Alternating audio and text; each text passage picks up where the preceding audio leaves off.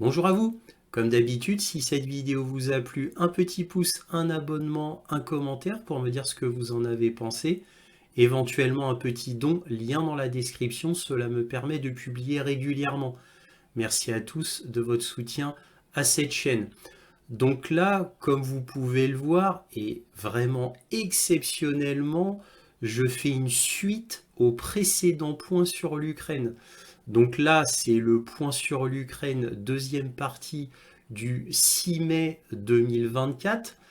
Et là, je vais parler de beaucoup de choses. Alors, c'est des informations très diverses, mais très intéressantes. Alors, au début, cela devait être inclus dans le précédent point sur l'Ukraine, mais malheureusement, celui-ci aurait été beaucoup trop long.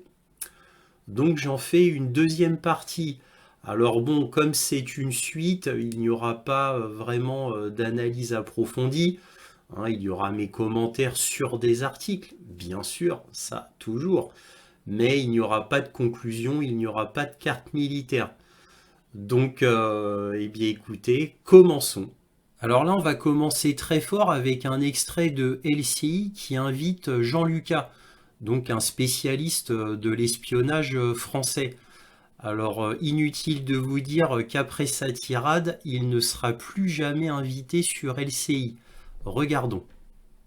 Poutine est un ancien du KGB, c'est un ancien du renseignement. Exact, Est-ce qu'il y a comme ça une lignée depuis ce que vous aviez connu jusqu'à maintenant? Alors, j'ai pas sur cette question la vue que beaucoup ont. Il faut lire les géopolitologues américains, Mackinder, Speakman, Brzezinski. Il est clair qu'il y a de la part des USA une volonté de contenir le containment de la Russie. Et la guerre en Ukraine, alors là, effectivement, l'armée russe a envahi l'Ukraine, c'est clair. Mais elle avait des raisons de le faire pour cela. Il y a beaucoup de spécialistes qui l'expliquent. Lisez, écoutez Jacques Beau, par exemple, il explique très bien ça. Il a fait un livre sur la situation en Ukraine où il explique très bien qu'en fait, la Russie a attaqué parce que l'armée ukrainienne s'apprêtait à rentrer au Donbass. Donc les choses sont beaucoup plus compliquées qu'il n'y paraît. Et quand on dit que la Russie a envahi l'Ukraine... C'est un fait, hein. Elle a pris des territoires qui n'étaient pas à elle. C'est un fait, mais c'est un territoire qui était rempli de Russes. Hein. Toujours LCI qui nous parle de F-16 sans pilote. Avouez que c'est un petit peu gênant. Regardons. Alors on vous parlait de missiles, on va vous parler d'avions. On ne compte plus le nombre de fois où les Ukrainiens ont réclamé les fameux F-16. Alors, à les entendre, c'était l'arme fatale pour repousser les Russes. Mais voilà, à quoi sert un avion? Merci d'être avec nous, Sylvia Amicon, si on n'a pas de pilote. Vous allez voir, la situation est dingue, ubuesque. En fait...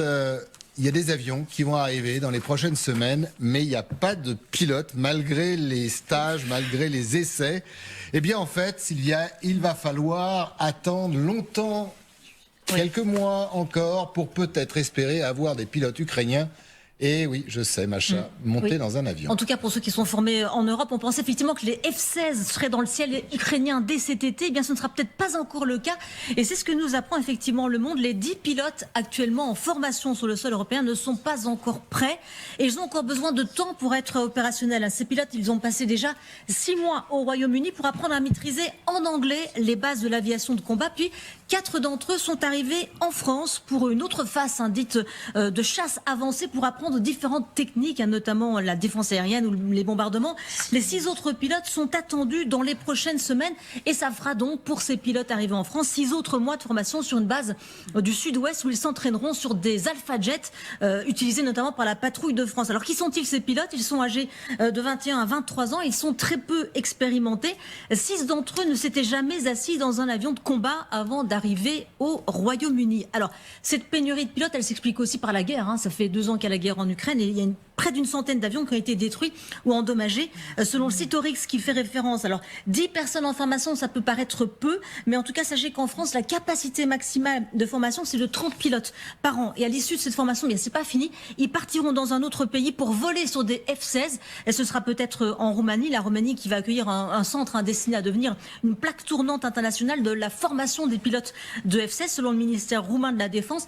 Mais résultat, aucun pilote ukrainien formé en Europe ne devrait donc être opérationnel avant fin 2024, voire début 2025. Alors Sylvia, les Ukrainiens nous disaient vouloir faire voler des F-16 cet été, mais comment faire alors du coup? Ce sera plutôt avec des pilotes qui ont été formés aux États-Unis. Les formations ont commencé dès la fin de l'été, début de l'automne dernier dans l'Arizona, et les pilotes sont plus expérimentés, mais on sait que la mise en place de ce programme, il a été très laborieux, ça a mis du temps. Les Américains ont beaucoup tergiversé. Alors ces pilotes-là, s'ils sont prêts, une douzaine d'avions devraient les attendre dès cet été, peut-être même avant l'été, et plus largement une soixantaine à plus long terme. Voici les promesses des 4 pays européens.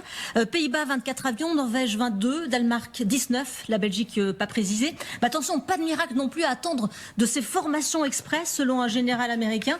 Voilà ce qu'il dit, hein. Il faudra plus de temps avec les F-16. Aligner quelques escadrons avec un état de préparation suffisamment élevé peut prendre 4 ou 5 ans. Puis sans parler du timing aussi, hein, parce qu'on se souvient des déclarations alarmantes de hauts responsables militaires ukrainiens à Politico, c'était au début du mois d'avril. Ils nous expliquaient que chaque arme avait son propre timing dans la guerre, hein. Certaines arrivent quand elles ne sont plus utiles. Et voilà, ils concluent en disant ceci: les F-16 étaient nécessaires en 2023, ils ne seront pas bons pour 2024. Merci beaucoup. Alors là, cet article d'Asia Times, qui date du 4 mai 2024, est en fait un véritable scoop. La France envoie des troupes de combat sur le front ukrainien. Le déploiement d'une unité de la Légion étrangère commandée par des officiers français déclenchera-t-il une guerre européenne plus large ? Donc là, c'est véritablement un scoop. En réalité, ça n'en est pas un pour les connaisseurs. Je vous avais déjà dit qu'Olaf Scholz, à plusieurs reprises, je vous l'ai dit, donc avait fait une conférence et avait avoué au monde entier qu'il y avait déjà des troupes britanniques et françaises en Ukraine pour manipuler tout ce qui était missiles et artillerie, tout du moins pour l'artillerie haut de gamme. Par exemple, pour les Français, c'est le canon César. Donc il avait déjà dévoilé que c'était bien des Français qu'il manipulait. Et pour les lance-missiles britanniques, que c'était des troupes britanniques. Il l'avait dit. Ça avait fait un retentissement, mais le jour même, après, les médias n'en ont plus parlé, bien évidemment. Donc, bon, je ne vais pas revenir sur Olaf Scholz, puisque je vous en avais déjà parlé au moins 2 fois de son annonce retentissante. Bref, la Asia Times, donc c'est comme le Asian Times, donc c'est un des plus grands journaux asiatiques. Alors, que nous dit-il? La France a officiellement envoyé ses premières troupes en Ukraine.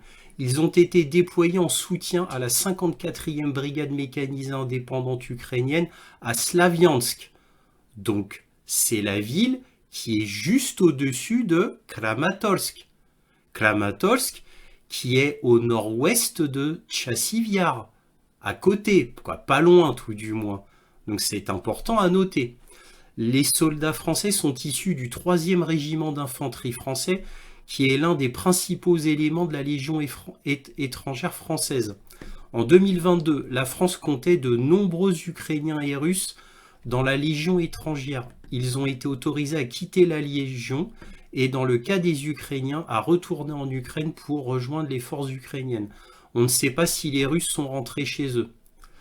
La Légion est aujourd'hui dirigée par des officiers français, mais les soldats de base sont tous étrangers, sous actuel anonymat. Un volontaire qui rejoint la Légion peut décider de conserver son prénom ou d'en adopter un nouveau. Les légionnaires servent pour un mandat de 3 ans, après quoi ils peuvent demander la citoyenneté française. Si un légionnaire est blessé, il a le droit d'acquérir la nationalité française sans délai de carence. Il n'y a pas de femmes dans la Légion étrangère. Le premier groupe de soldats français compte une centaine de soldats. Donc, on sait déjà qu'il y a une centaine de soldats à Slaviansk, déjà. Il ne s'agit que de la première tranche d'environ 1500 soldats de la Légion étrangère française qui devrait arriver en Ukraine. Tiens, mais c'est ce que je vous avais dit il y a peu. Je vous avais dit que les services secrets russes avaient prévu entre 1500 et 2000 soldats français en Ukraine. Donc on pensait tous à Odessa. Bon là pour le coup c'est pas Odessa mais c'est à Slaviansk. mais peut-être que les autres vont aller à Odessa. Donc les Russes qui avaient annoncé ça au monde entier, c'est-à-dire que leur service secret avait dit qu'il y aurait 1500-2000 soldats qui seraient envoyés en Ukraine et que les préparatifs étaient en cours, eh bien leur service secret est à nouveau excellent.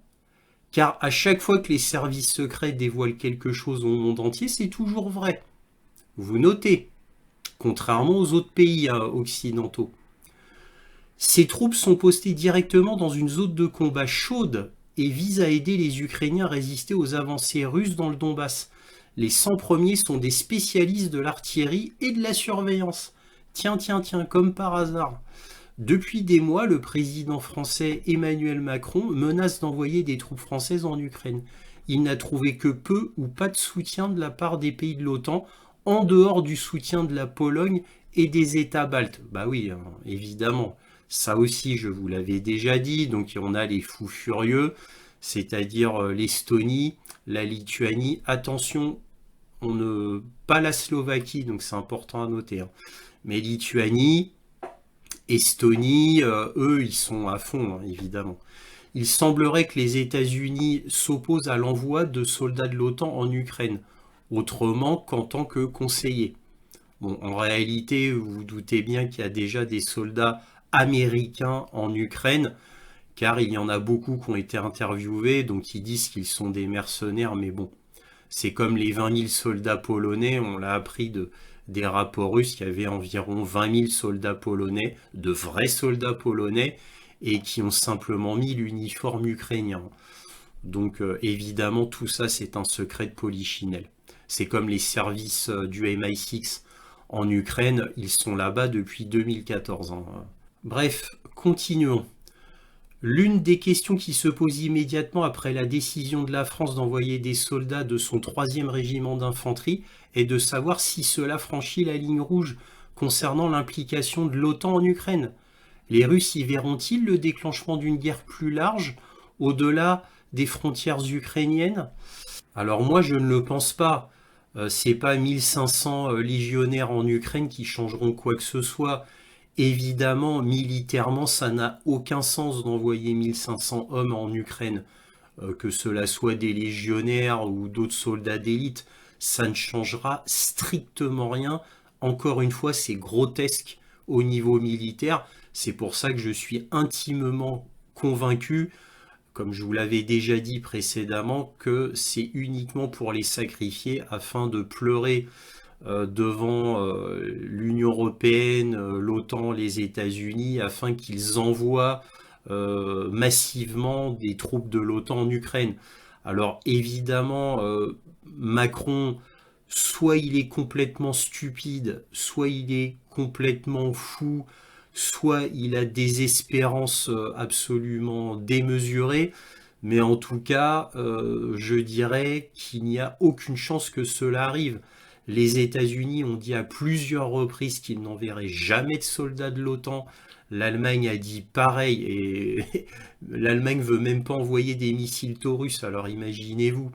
Alors, inutile de vous dire que sans les États-Unis et sans l'Allemagne, c'est un projet mort-né. Alors, il y aurait les Anglais qui auraient des velléités un petit peu comme les Estoniens et les Lituaniens. Eux, c'est des fous de guerre, les Anglais.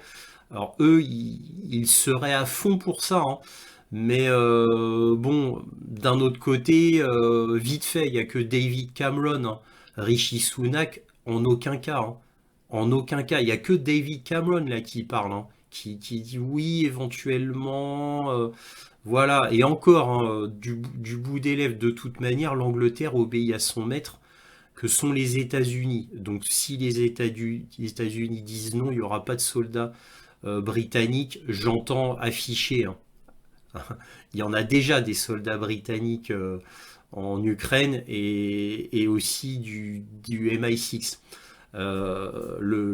Donc tout ça, ce sont des secrets de polichinelle. Bien sûr qu'il y a déjà des soldats américains, allemands, danois, etc., hollandais, etc. Ils sont là-bas depuis des années déjà, mais ils sont en couverture. Vous voyez ce que je veux dire? Ce sont des soldats de l'ombre, exactement comme les 20 000 soldats polonais ou les 4 000 soldats roumains, dont je vous parle depuis plus d'1 an et demi. Hein. Donc évidemment, c'est des secrets de polichinelle.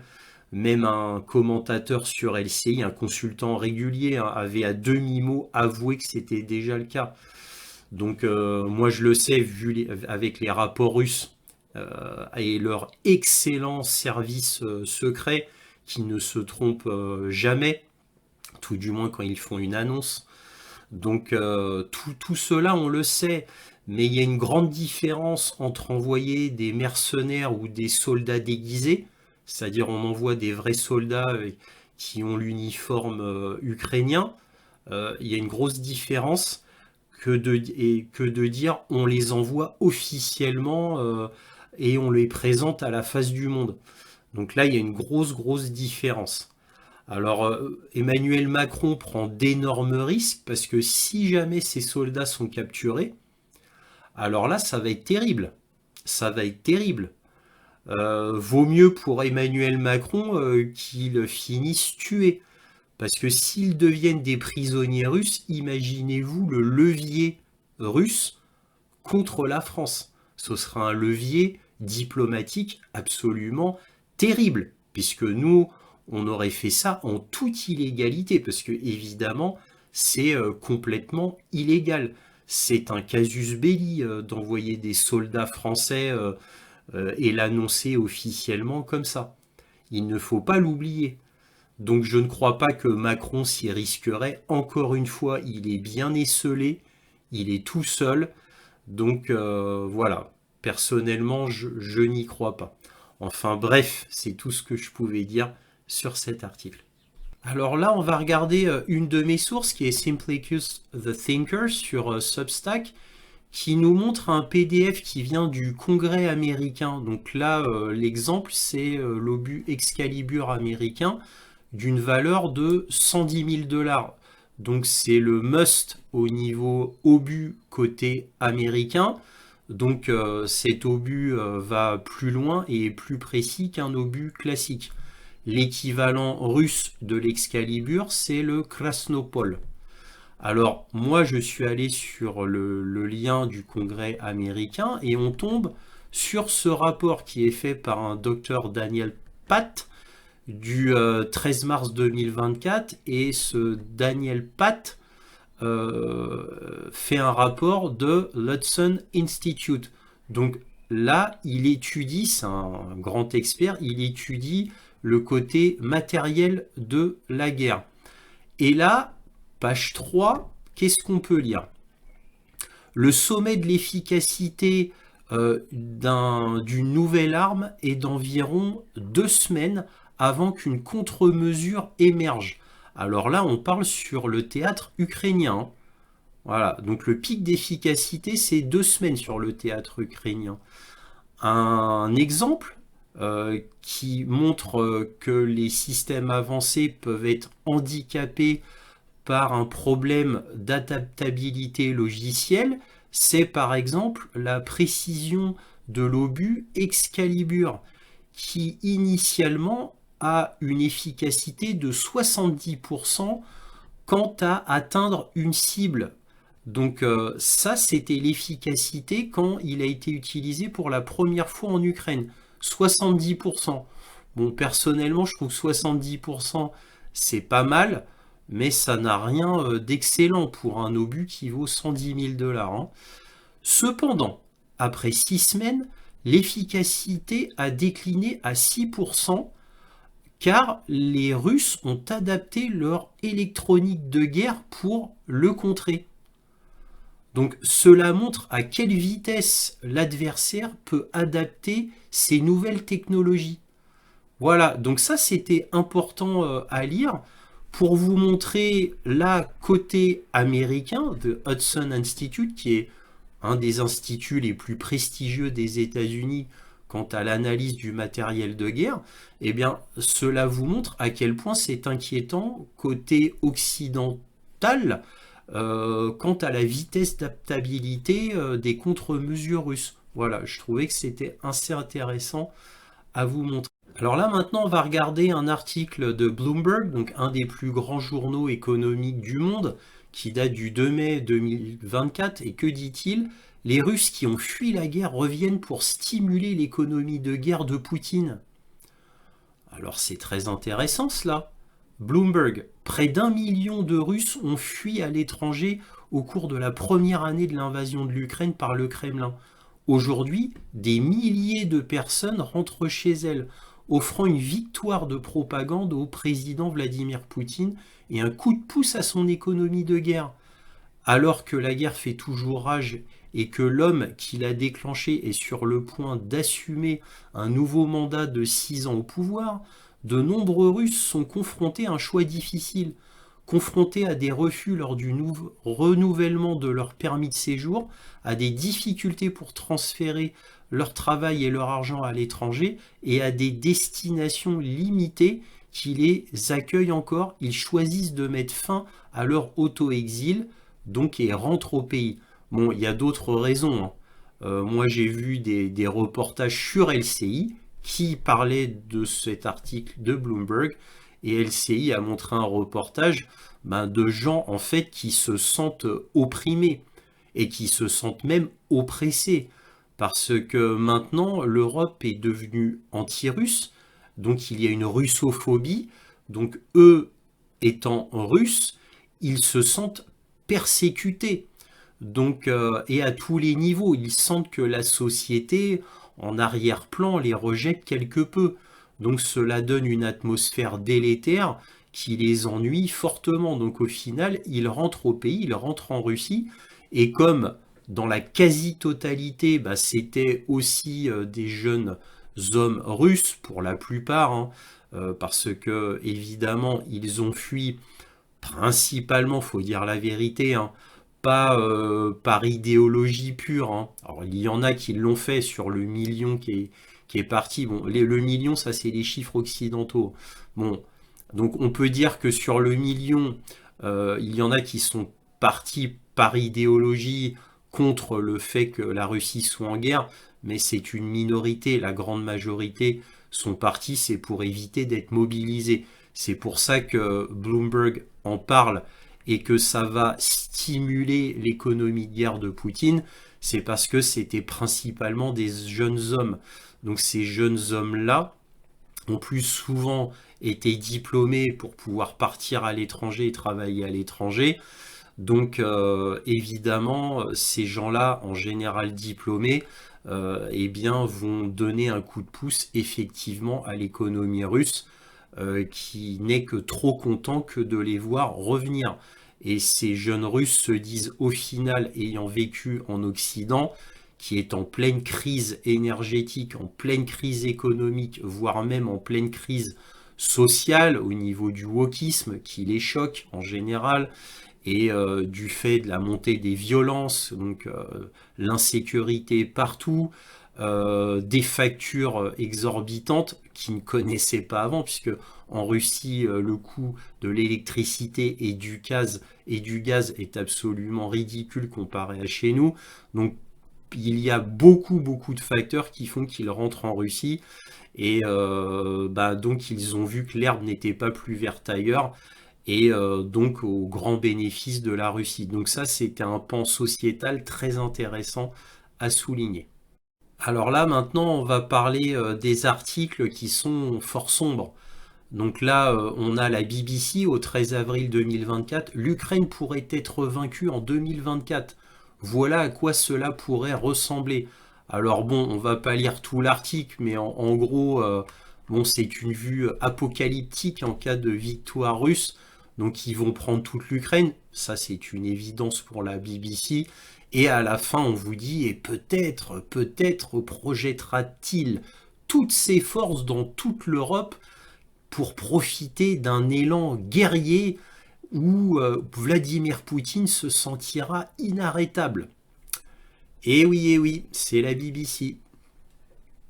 Là, vous voyez un article du 18 avril 2024 du Daily Telegraph.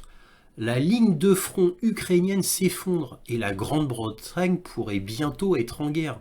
Si nous ne prenons pas les choses en main rapidement, nous n'irons pas au bureau de vote en novembre, mais au centre d'enrôlement. J'adore. Ah, il est très fort ce journaliste anglais. Alors évidemment, on va pas lire l'article parce que c'est ridicule. Mais bon, alors le Daily Telegraph dit ça, c'est suite aux déclarations de David Cameron, qui est le nouveau ministre des Affaires étrangères anglais, qui alors lui, c'est un fou de guerre. Lui, il voudrait envoyer des troupes anglaises en Ukraine pour aller se battre. Alors évidemment, comme lui dit ça, David Cameron, donc la presse anglaise se sent obligée d'emboîter le pas, bien évidemment. C'est pour ça qu'on a ça. Bon, il y a quand même un fond de réalité, hein. La ligne de front ukrainienne s'effondre, donc ça c'est quand même très réel, tout le monde le dit maintenant. Là, un article de Politico qui date du 29 avril 2024. L'Ukraine se retire des villages de Donetsk, invoquant le manque de munitions. Le président Zelensky appelle les alliés de Kiev à accélérer les livraisons d'armes promises alors que la Russie poursuit son offensive. Alors on va pas tout lire parce que l'article est trop long, mais qu'est-ce qu'on peut en retirer de cet article? Eh bien, on apprend que les premières armes américaines n'arriveront que fin d'été et plus probablement en septembre, et que le gros de la livraison d'armes américaine arrivera en moyenne et normalement, raisonnablement, fin septembre. Le gros, hein, c'est-à-dire ce qu'ils ont promis. Alors, quand on dit le gros, c'est pas toutes les livraisons, puisque toutes les livraisons promises par le Pentagone à Kiev ne seront livrées qu'en 2025. Après, on ne sait pas quand en 2025, mais en 2025. Donc, résumons Politico. Les premières armes devraient arriver au mieux à la fin de l'été, et normalement, les premières armes devraient arriver en septembre. Voilà, de manière, on va dire, avec une quantité notable. Bon, après, une vitesse de croisière en automne, à peu près. Voilà ce qu'on retire de Politico. Et aussi, donc, autre information importante, donc au centre est de l'Ukraine, c'est-à-dire là où ça se passe au centre et au nord de l'Ukraine, mais vraiment surtout au centre, c'est-à-dire la région, maintenant on dit plus d'Avdiivka, mais d'Ocheretino, eh bien, Tchassiviar, etc., bon, c'est ça dont on parle maintenant, eh bien, là, l'Ukraine se retire des villages, c'est-à-dire que là, maintenant, l'Ukraine bat en retraite, c'est-à-dire sur certains points du front, et particulièrement au centre, l'Ukraine bat carrément en retraite. Alors je tiens à faire un petit point là-dessus, que j'avais pas fait dans le précédent point sur l'Ukraine, concernant Ocheretino, où je vous avais dit que la 47e brigade mécanisée ukrainienne, une des plus prestigieuses d'Ukraine, s'était retirée pour faire une rotation et être remplacée par la 115e brigade mécanisée.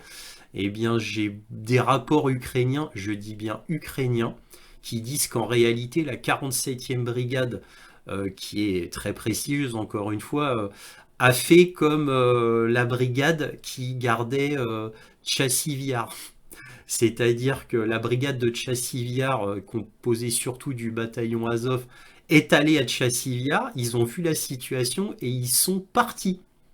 Et ils ont désobéi aux ordres de Syrski de défendre Tchassiviar. Eh bien, enfin, en réalité, c'est ce que certains disent, tout du moins, la 47e brigade mécanisée, une des plus prestigieuses, a vu la situation à Ocheretino et en fait a fui. Donc eux, ils étaient présents, hein, déjà présents, a fui. Voilà. Et donc, en urgence, ils ont invoqué... Kiev a demandé à la 115e brigade mécanisée d'aller défendre Ocheretino. La 115e brigade mécanisée ne connaît strictement rien au combat, hein. C'est une bande de bleus, hein. Alors, bon, ils y sont allés quand même, et vous avez vu le résultat, les Russes ont tout défoncé, et ils ont continué à avancer de plusieurs kilomètres vers l'ouest. Donc, voilà, je tenais à dire cela. Alors là, on a un article du New York Times qui vient corroborer donc ce qu'avait dit Politico. Donc l'Ukraine se retire des villages du front de l'Est en attendant l'aide américaine. Le commandant en chef ukrainien a déclaré que ses troupes sous-équipées étaient confrontées à une situation désastreuse alors que la Russie tentait d'accroître son avantage avant l'arrivée du premier lot d'un paquet militaire américain. Donc là, ça confirme que maintenant l'Ukraine bat en retraite. Voilà, bon, principalement au centre, hein, évidemment, pas sur toute la ligne de front, bien évidemment, c'est quand même localisé. Mais ça y est, maintenant l'Ukraine commence à battre en retraite et on peut pas dire que ça soit sur une seule brigade ou sur un groupe de commandement d'hommes. Là, ça commence à faire beaucoup qui font retraite. Alors, encore une fois, on l'a dit à mille et mille reprises, manque de munitions et manque d'hommes, bien sûr. Là, nous avons un article de CNN qui dit « La Russie réalise des progrès tactiques quotidiens dans l'est de l'Ukraine alors que les inquiétudes tournent autour des rapports militaires ukrainiens. » Donc, on va pas tout lire. Les forces de Vladimir Poutine ont réalisé de nouveaux progrès dans au moins 3 endroits le long du front oriental de l'Ukraine, y compris pour la première fois depuis plusieurs mois une avancée dans la région de Kharkov, soulignant une fois de plus le besoin de Kiev de munitions et d'armes provenant des États-Unis et d'autres alliés. Ça, c'est important. C'est dans le nord de l'oblast de Kharkov, donc c'est un endroit dont on parle quasiment jamais. Donc c'est ce que je vous dis depuis un moment, donc je vous ai dit c'est dans le centre et dans le nord que ça se passe. Donc là c'est confirmé par CNN, c'était important à dire. Là on a un article de Reuters qui date du 30 avril 2024 qui nous dit 30 hommes sont morts en tentant de quitter l'Ukraine pour éviter les combats depuis le début de la guerre. Donc là, c'est les Ukrainiens qui veulent fuir la guerre, ils ne veulent pas être mobilisés et combattre sur le front, parce qu'ils ont tellement peur de mourir, et on les comprend, que il y en a, voilà, il y a 30 hommes qui sont morts en fuyant pour éviter les combats.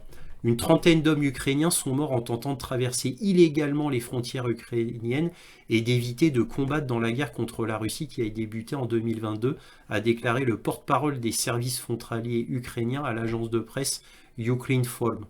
Donc là, c'est pour vous montrer à quel point c'est la panique en Ukraine des jeunes hommes qui veulent éviter la mobilisation. Pourquoi ? Justement, c'est la grande question. Pourquoi ? Pourquoi aller se battre sachant qu'ils vont mourir de manière certaine ? Moi, je ne leur jette pas la pierre. Ce ne sont pas forcément des lâches qui fuient, mais des gens qui se disent « mais à quoi bon ? Pourquoi me suicider pour rien ?» C'est-à-dire sans aucun espoir à la clé. Donc moi, je ne leur jette pas la pierre. Ils tentent de fuir, c'est compréhensible. Maintenant, évidemment, ça ne va pas avancer les affaires de Kiev, ça c'est sûr. Un article de Politico qui nous dit « Le ministre ukrainien de l'Agriculture propose sa démission suite à des allégations de corruption. Mykola Solski est accusé d'avoir encouragé l'acquisition illégale de terres domaniales d'une valeur de 6,9 millions d'euros alors qu'il exerçait sa profession d'avocat. C'est lui. » Alors encore une fois, je vais pas lire l'article en entier, c'est pas possible, sinon j'en finirai pas vu le nombre d'articles à traiter. Mais en gros, je vous résume l'affaire, c'est quoi ce ministre ukrainien suite à des corruptions? Oui, c'est vente de terres illégales. Alors, c'est des ventes de terres à des Ukrainiens de manière illégale, mais pas que. Il y a aussi à des étrangers, et là, tiens, à des Américains. Et alors, c'est pas marqué dans Politico, parce qu'ils peuvent pas le dire, hein, mais moi, je vous en ai déjà parlé dans d'autres points sur l'Ukraine. Évidemment qu'il y a une corruption terrible, parce que BlackRock et Vanguard, donc deux titanesques sociétés internationales qui en gros contrôlent le monde occidental, faut dire ce qui est, hein, ces deux multinationales contrôlent le monde occidental, je parle de pays inclus, hein, au niveau des gouvernements inclus, hein. Et donc BlackRock et Vanguard, mais en particulier BlackRock, ont fait l'acquisition d'énormes domaines de terre en Ukraine, tout simplement pour que ça soit à eux, tout simplement. En gros, pour les Américains, afin que les Américains aient un contrôle de l'Ukraine. Donc ça date d'un moment. Et donc, ce ministre ukrainien qui s'est fait prendre la main dans le sac, a fait que certains journalistes ont reparlé encore une fois de BlackRock et de Vanguard. Bon, pas dans Politico, hein, mais dans des journaux indépendants, comme justement les gros journaux indépendants américains, The Independent, et aussi le super journal américain indépendant qui est passé à l'ONU, je tiens à le rappeler, c'est-à-dire The Grey Zone. Donc c'était important à dire, faut pas oublier que l'Ukraine, c'est un territoire pour les États-Unis américains. Donc les grandes sociétés ont travaillé en Ukraine. Alors on parle de BlackRock, mais il n'y a pas que BlackRock, il y a la société Burisma, dont Joe Biden et Hunter Biden en sont actionnaires, et même plus que ça, même patrons. Donc il y a eu toute une affaire aux États-Unis autour de Burisma. Bref, les États-Unis sont extrêmement liés avec l'Ukraine au niveau économique et au niveau de la corruption, bien sûr. Alors là, on va parler matériel militaire. On a Forbes qui, étonnamment, nous parle des chars tortues russes. C'est-à-dire ça. Oui, parce que maintenant, les Russes utilisent beaucoup ça pour foncer dans le tas, hein. Donc, et en général suivi d'une colonne d'autres chars, mais qui n'ont pas ça. Donc que lit-on? Le char tortue russe est le véhicule blindé le plus étrange de la guerre d'Ukraine. Le plus fou, c'est que ça pourrait marcher. Mais le char à tortue est conçu pour arrêter les drones. Que se passera-t-il lorsque les troupes ukrainiennes commenceront à tirer davantage d'artillerie et de missiles? Alors fallait bien qu'ils rattrapent un petit peu la chose, mais les Ukrainiens n'ont plus d'artillerie, n'ont plus de missiles depuis longtemps, hein. Donc évidemment, les tirs ukrainiens se font très très très rares. Comme je vous l'ai déjà démontré avec des témoignages de commandants et d'officiers ukrainiens sur place qui, des fois, ne tirent que 4 obus par mois. Bon, dans les pires situations, évidemment. Mais en général, ils tirent un obus par jour. Donc voilà, que voulez-vous qu'ils fassent? Cela devient grotesque. Alors, comme les cages anti-drones dont on se moquait, eh bien les cages anti-drones, eh bien on se moquait des Russes, mais au final, ça a une certaine efficacité contre les drones. Pas contre les obus ni les missiles, mais contre les drones, oui. Alors on se moquait, mais comme on va le voir, maintenant, la Corée du Sud a copié les Russes et font des cages anti-drones sur leurs chars. Alors là, c'est la suite, c'est toujours ma source Simplicus the Thinker qui montre les tout derniers T90M. Et là, ce qu'on peut voir sur les tout derniers T90M, c'est que les chars ont maintenant des cages anti-drones d'usine. Donc c'est plus du bricolage. Hein.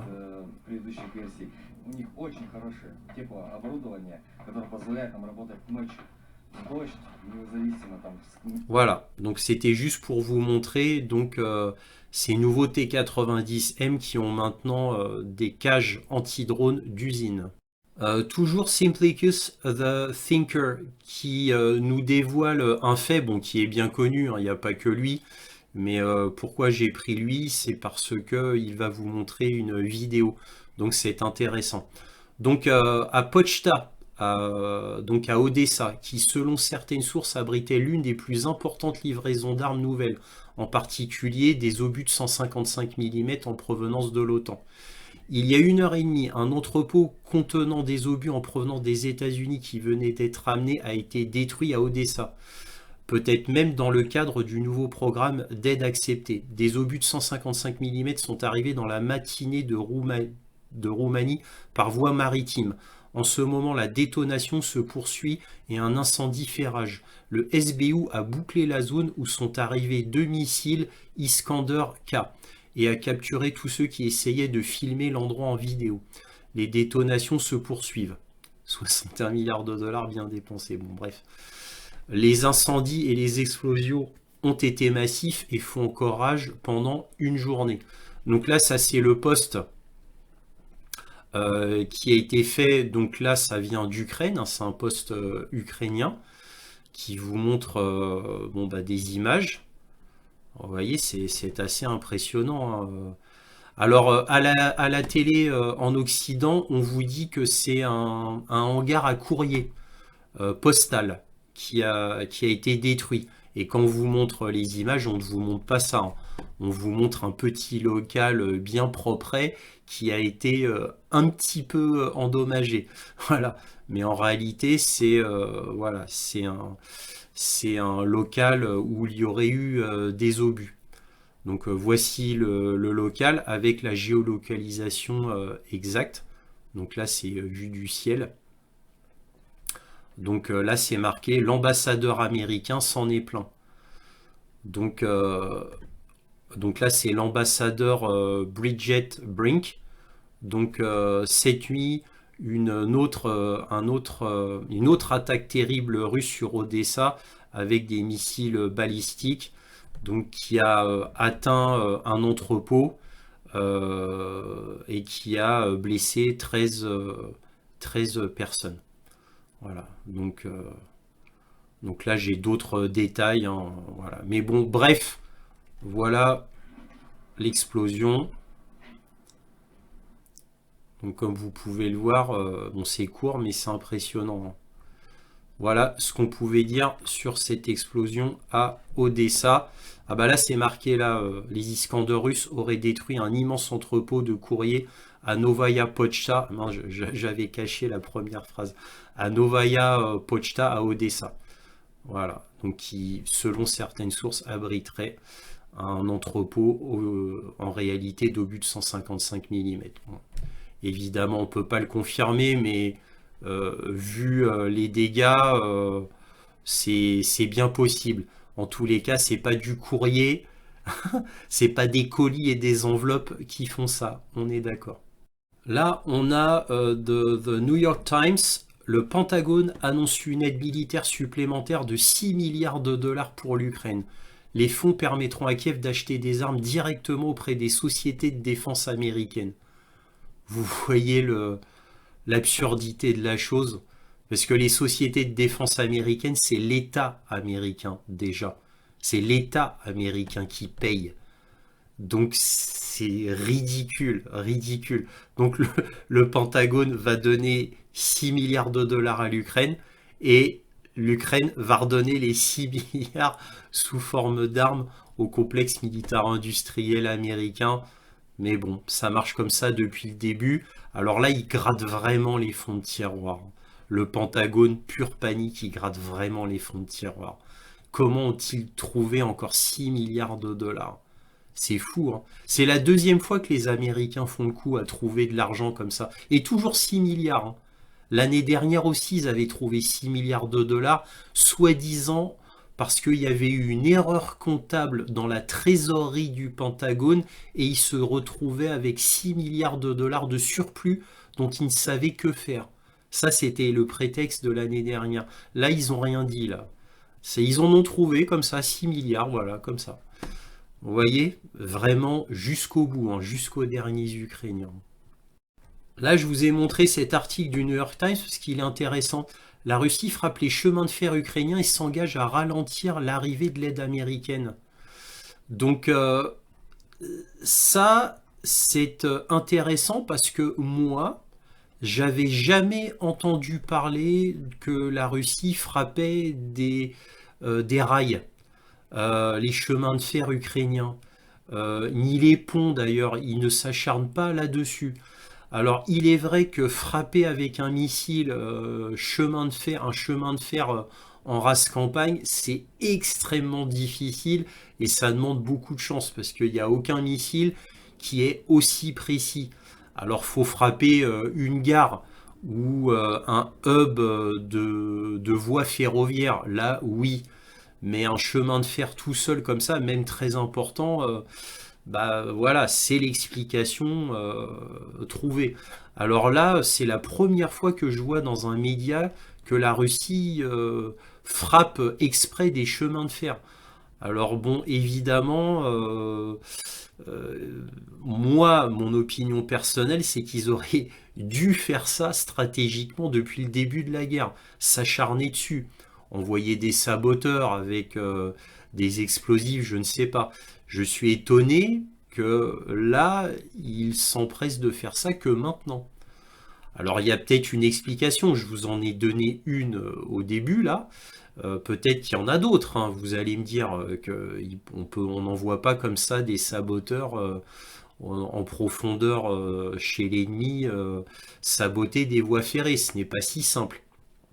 Mais en tous les cas, je suis étonné qu'ils ne l'aient pas fait avant. Bon, bah là, ils le font. Là, ils peuvent le faire apparemment. Mais bon, c'était important à dire au niveau tactique russe. Voilà, cette deuxième partie du point sur l'Ukraine est terminée.